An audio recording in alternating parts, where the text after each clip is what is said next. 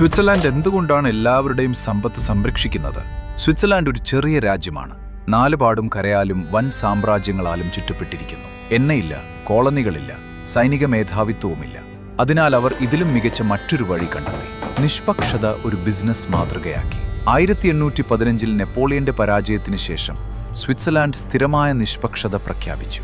അന്നു മുതൽ യൂറോപ്പിലെ 100-ലധികം വരുന്ന സൈനിക പോരാട്ടങ്ങളിൽ ഒന്നിലും അവർ പങ്കാളികളായിട്ടില്ല. എന്നാൽ അവരിതെങ്ങനെ നിലനിർത്തുന്നു? പർവ്വതങ്ങൾ അവരുടെ പ്രതിരോധ സംവിധാനങ്ങളെ മറച്ചുവെക്കുന്നു. പാറകളിൽ കുത്തിയെടുത്ത ബങ്കറുകൾ ആരെങ്കിലും അധിനിവേശം നടത്തിയാൽ തകർക്കാൻ പാകത്തിന് ഓരോ പാലത്തിലും തുരങ്കത്തിലും സ്ഫോടക വസ്തുക്കൾ സജ്ജീകരിച്ചിരിക്കുന്നു. രണ്ടാം ലോകമഹായുദ്ധകാലത്ത് മറ്റാരും തൊടാൻ തയ്യാറാകാതിരുന്ന ജർമ്മൻ കറൻസി അവർ സ്വീകരിച്ചു. ഇതിനു പകരമായി ജർമ്മനി അവരെ വെറുതെ വിട്ടു. ഇതവരുടെ മാതൃകയായി മാറി. റഷ്യൻ ശതകോടീശ്വരന്മാർ, ചൈനീസ് പാർട്ടി ഉദ്യോഗസ്ഥർ, അമേരിക്കൻ ബില്യനയർമാർ, എല്ലാവരുടെയും പണം അവർ സ്വീകരിക്കുന്നു. അതിനർത്ഥം സ്വിറ്റ്സർലൻഡ് ആക്രമിക്കപ്പെട്ടാൽ എല്ലാവർക്കും എന്തെങ്കിലുമൊക്കെ നഷ്ടപ്പെടാനുണ്ടാകും എന്നാണ്.